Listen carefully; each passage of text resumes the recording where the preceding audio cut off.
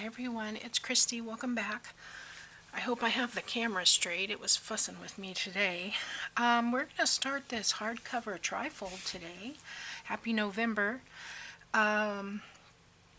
This is inspired by Meadows, the book Vandal shop. And I'm going to be using the Artymaze paper journal kits, Shabby, Chic, and Not So Shabby for this one. But the first thing we need to do is actually build the base of this book. So there's a couple different things I want to do. First off, I want to sand the cover a little bit just to give it a little tooth, if you will, and kind of help me be able to adhere things to it. Doesn't have to be a lot, just rough it up a little bit. I'll do around the edges so it'll take a little bit of ink. I have two Reader's Digest covers here, and I have gutted them, and that's what Dawn used in hers, but you don't have to use the Reader's Digest if you don't want to. You can use any books, any two books that are similar in size to this. I probably should sand up the spine a little bit too, because I'm going to be covering my spine. I'm going to put a chipboard reinforcement in there, and to give it some stability. You can see this one's kind of already bent up, and I'm afraid this might crack with the wraparound spine that we're going to be doing. So I'm going to go ahead and sand this up a little bit. Works really well on that crack, but just to give it a little bit more, well, they call it tooth, but basically it's something to grab onto. I'll do this side a little bit. You don't want to do it too rough, because this is a thin vinyl type fabric. But I want that glue. And I'm going to come along here and I've got it standing on end, come along here and kind of sand off some of these pieces so that, and I'm making a huge mess with the sanding, so I'll have to come back and get that all cleaned up. But this is easier than trying to cut all those pieces out, for me anyway. You can come by here with a pair of scissors, but for me it's just as easy to sand that all off. Okay, so I've got that one pretty well. And then I'll wipe this down with a baby wipe to get all that dust off. And yeah, I've already done around there. Just get that. And some pieces, if they're too big, they're not going to want to sand off, but let's pull that off. If it comes out fine, if it doesn't, that's okay too. Yeah. But just so I have a nice clean channel to attach my chipboard. And on this side, some of these Reader's Digest books have more glue in the binding than others. So, oops, that wasn't supposed to happen. Okay. Rough that up a little bit. I'm going to try and remember not to glue anything upside down. We'll see how that works. So I've already got it upside down. Alright, so let me get a baby wipe here.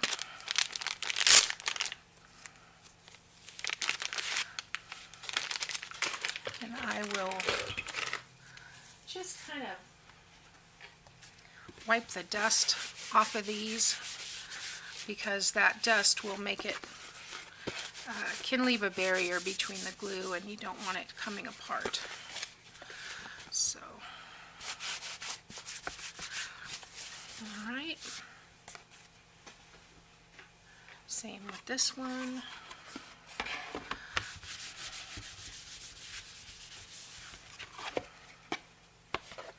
And then I don't want to put it back down on the table after I've dusted it because the mat is covered in dust. So we'll clean that up.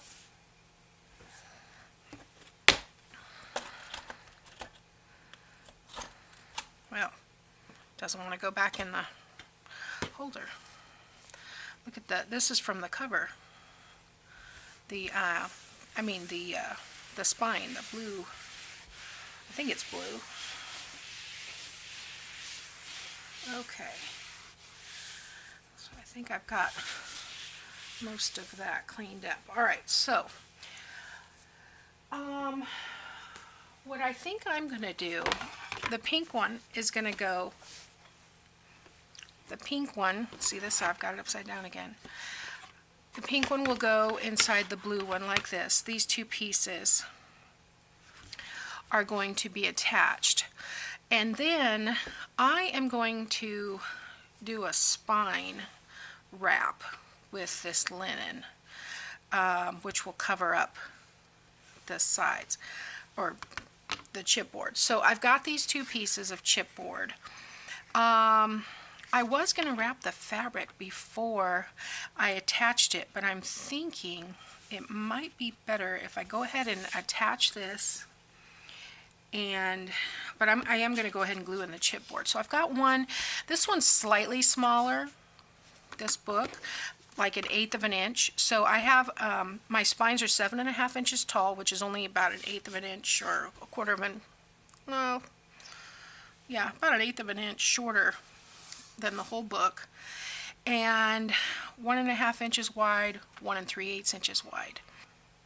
That's going to be different on whatever books you have, so you'll have to measure for your books. But I left a little bit of a margin on both sides because if I butt this all the way up to the edge, this cover won't close. So let's glue the chipboard in. And like I said, we're doing a wraparound spine. I'm going to be doing that with ribbon. And I think that'll be real pretty because I'm going with a shabby chic kind of look. There we go. I don't want it to come out. Don't usually have issues with that. I think I didn't let it get far enough down yet. Okay, so let's attach that.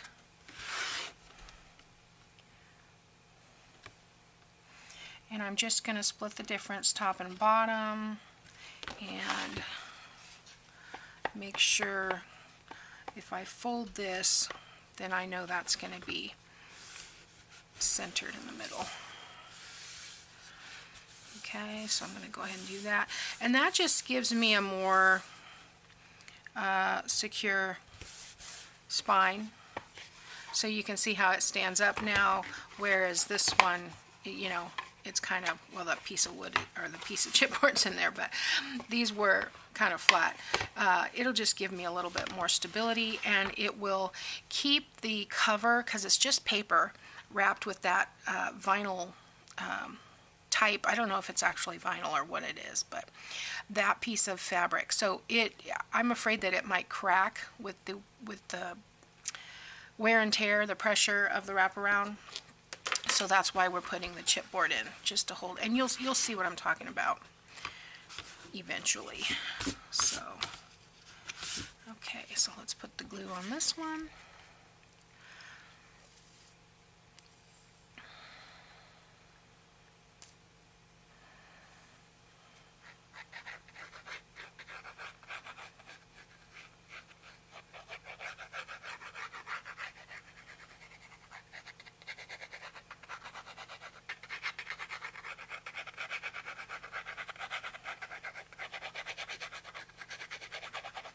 So there's about 1/8 of an inch difference in the width of these spines. Not much at all.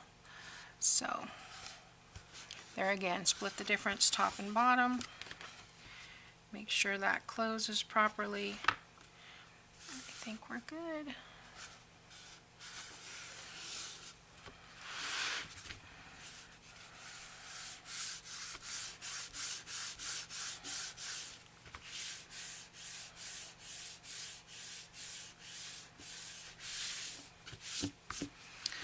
Okay, so if I put the fabric on first, especially on this one, I risk that this won't adhere as true as I want it to. It may come apart at some point, so that's why I'm not going to do that. But I'm going to make sure that I have these sitting the right way, and I wrote on the inside, so I won't forget. That helps me a little bit. But, and we sanded this, so this should adhere. So I'm going to put glue here, and we are going to adhere the back of the right book to, is that right? No, it's the cover of this book is going to be attached to the inside back of this book. I don't know if you guys can hear that darn cat digging at my door. She likes to come in here, number one, when the door's closed. But number two, she wants to sleep in the dog's bed, and the dog is in the living room with my husband, so she's like, hey, that bed's up for grabs. Then he comes in here and sees her in his bed, and he freaks because he hides his bone in his bed. Alright, so I'm just attaching that on, making sure everything is even. I'm going to stand it up, and I'm going to fold this back because I want this piece to come right up against this fold here. I think I went a little overboard on the glue, but that's okay. I can clean that up. And I'm just going to press that down.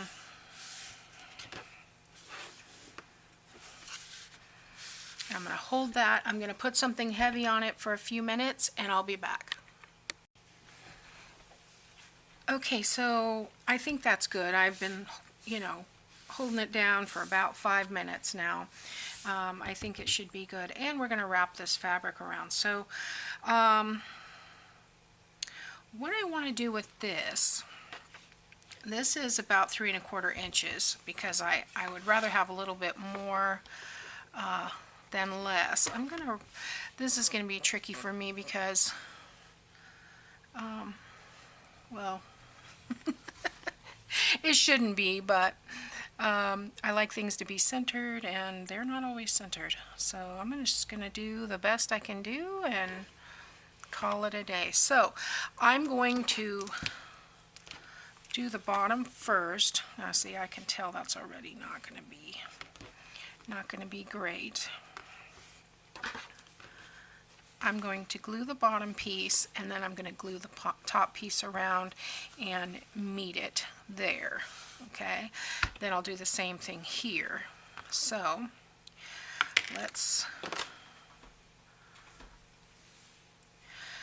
you know what?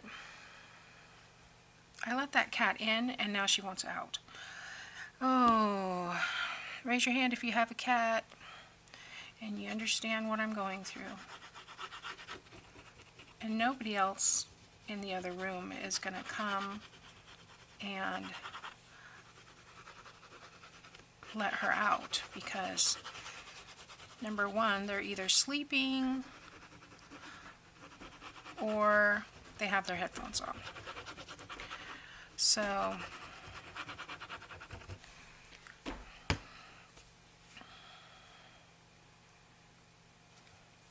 going to kind of let that get a little bit tacky. If you let it get a little bit tacky, it doesn't bleed through the fabric as much, in my opinion. All right, make sure one more time that this is pretty much straight.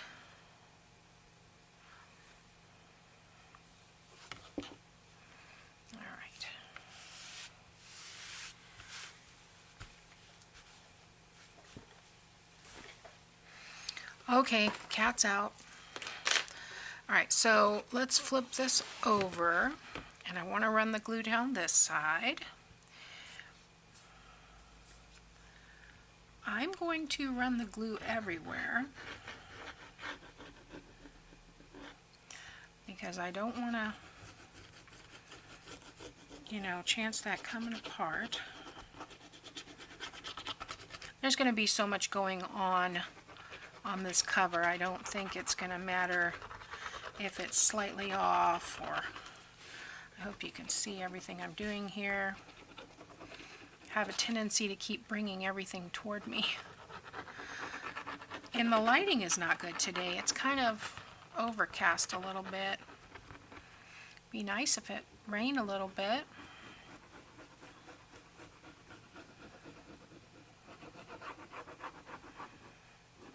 Okay, let's let that get a little tacky.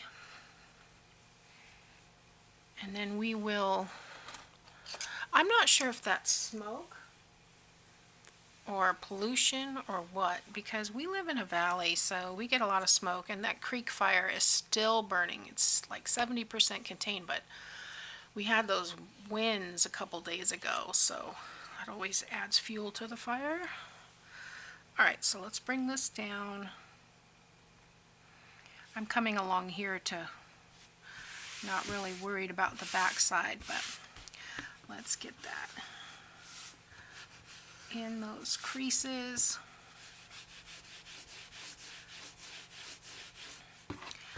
Rub down. I am going to be putting lace, of course, over this. So let's flip it around and get this piece down. Now I haven't put glue on the inside. The thing is, if you don't put the glue, sometimes it has a tendency to buckle. But I'm not as worried about that on the inside as I am on the front cover. So I'm just going to glue it down.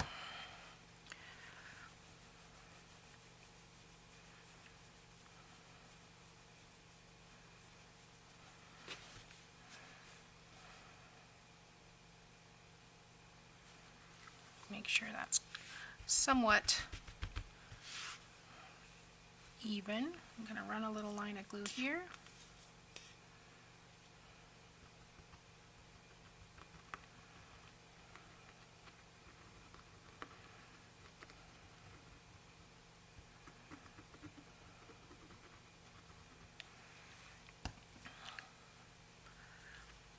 There we go.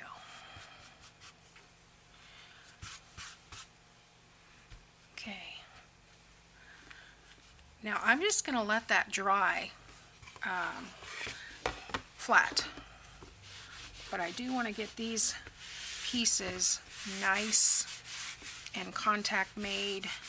You can see that the glue is bleeding through on that. But like I said, after the book is put together, I'm probably going to put a big piece of lace along here.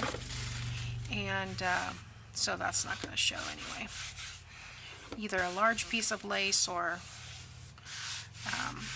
some bunch of other pieces of lace. Okay, so I'm going to repeat that process with this side, and I think I can fast forward this part because I think you got the idea.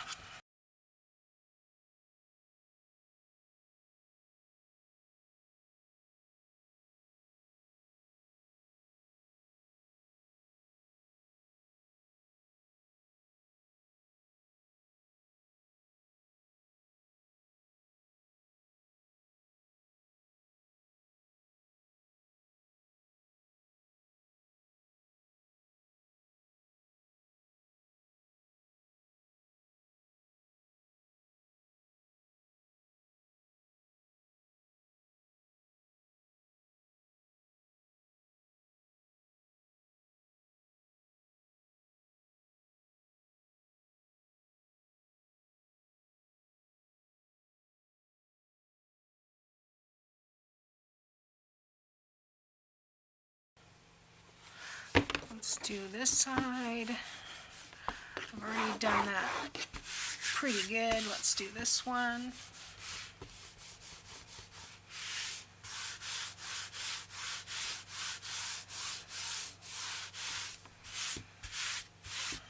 Okay, I'm going to leave that sit for about an hour and I'll be back. Okay, everyone, it's been about 45 minutes to an hour. I'm not sure actually because I wasn't paying attention. But I used that time to put my signatures together. I've got 3 signatures.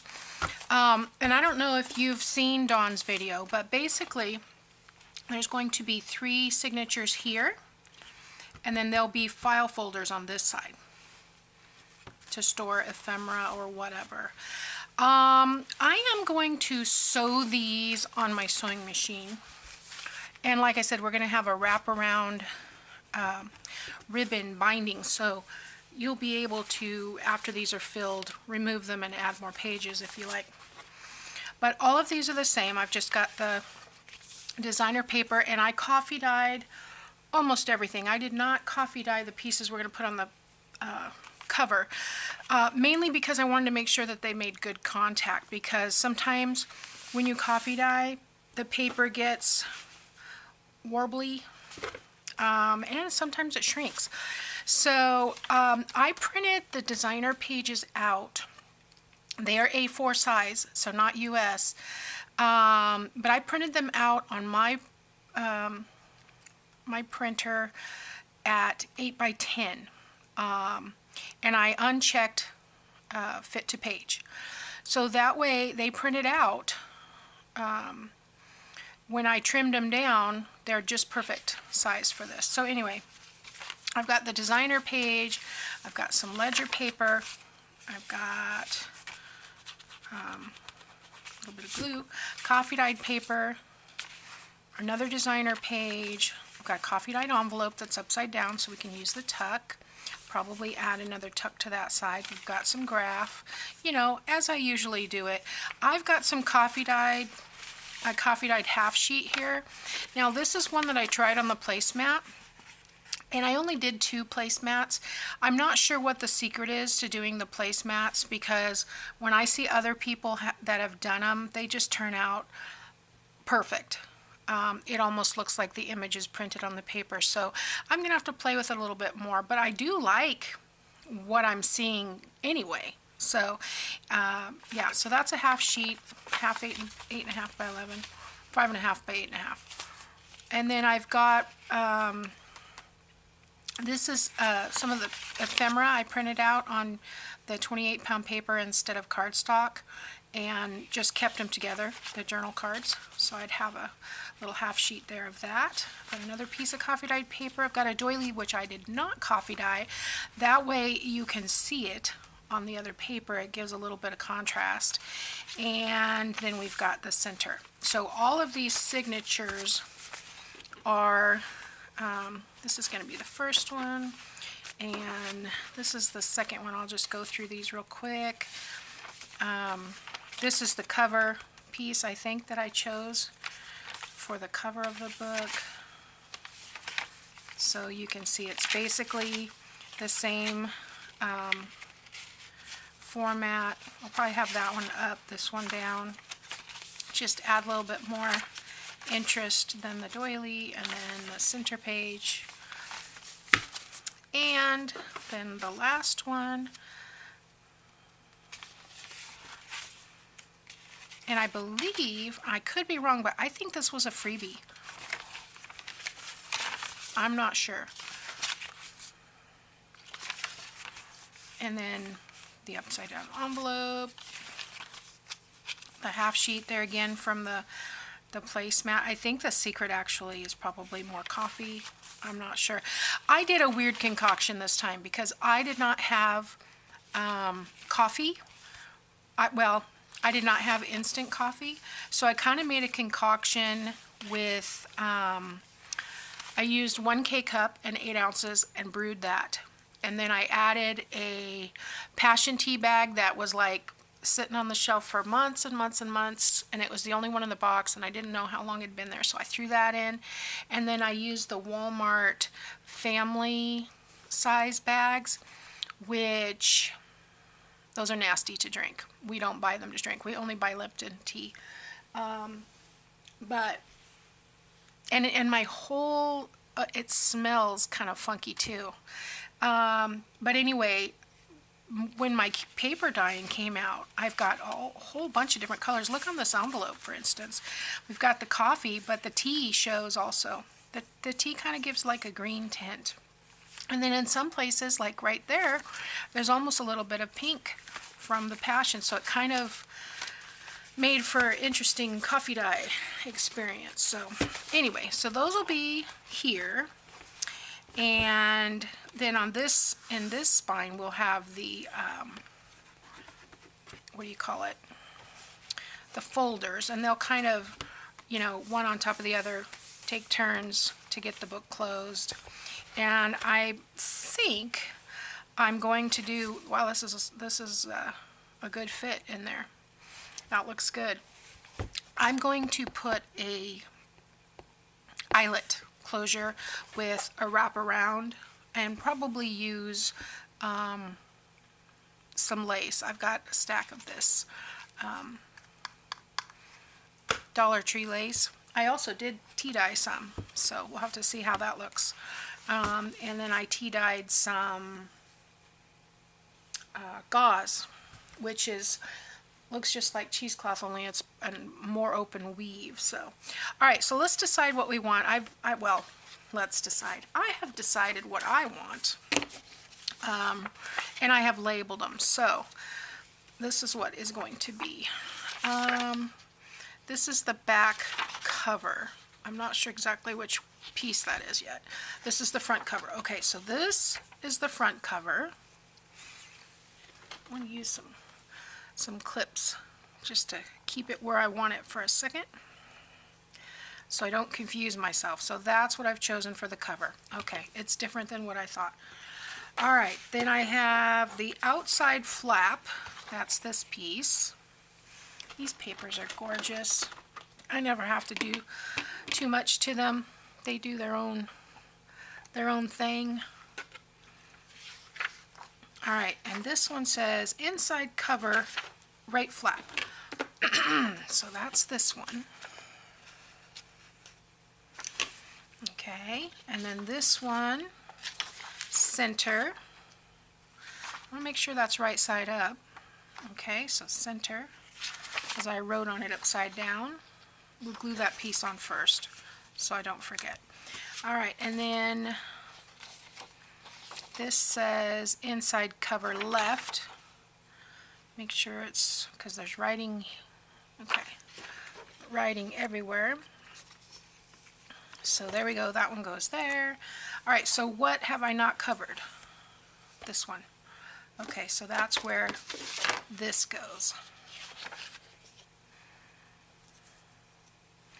And I'm going to have to do some inking because I did not ink the book yet. And yeah, so that looks really cool. I think that's going to be awesome, guys. I hope you like this. That is going to be so pretty. And I love that there's so many different colors in here. There's pink, there's blue, there's green. And I don't know why I chose a pink and blue book because I am going to cover it up. It's not really going to matter, but anyway, let's just start on this end and work our way. So I will fast forward the inking parts. I am not going to sew in this journal.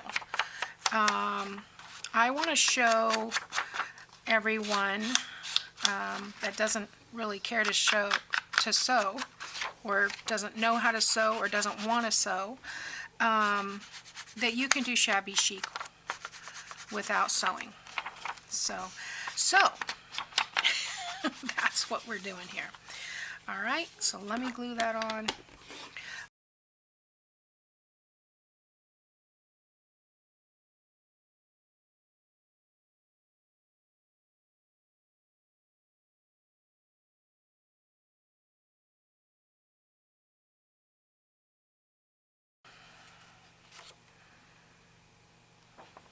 So let's get that down, center it.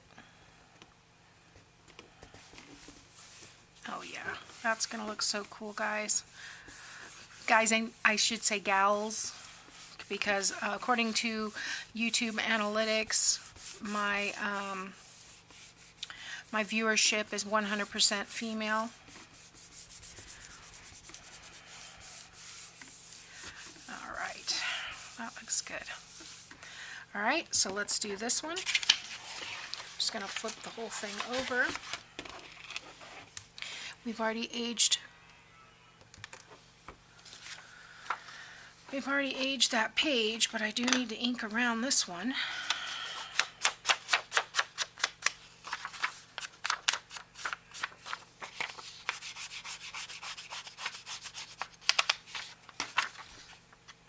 I mean the cover. We've aged the cover.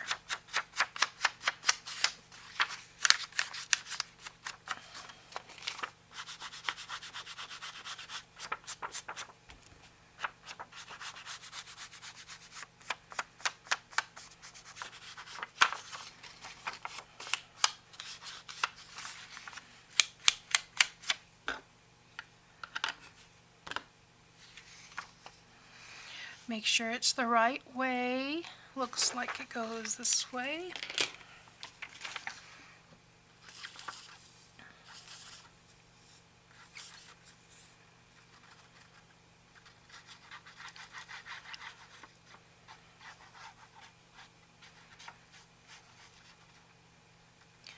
And I'm just going to carry on covering these flaps. And I don't think you need to watch me do that. You've seen me do it twice. Anyway, so I will continue to cover these, and then I will be back to show you how it looks. Okay everyone, so there we go. There's our cover and there's our back cover. I'm just going to leave this plain. I'm not going to do anything else with it because it's going to be, you know, back and forth on the bottom, etc. Anyway, so this is the cover, and then we open it up. We have this flap here. This will have some kind of a pocket. Then we have this flap. This will have a pocket with a tag booklet in it. This one will have a double pocket. I don't remember what's in this one. But the folder's here, the journal here, and we'll be back tomorrow and we'll start working on the folders. I said journal, but did I? Yeah, journal in the front, folder in the back. So anyway, tomorrow we'll start working on the folders and then start decorating. There's going to be a little bit more decoration on this cover. So I'm going to play around with that here in a little bit and see what's what. And I'll let you know tomorrow. Thanks for watching, everyone.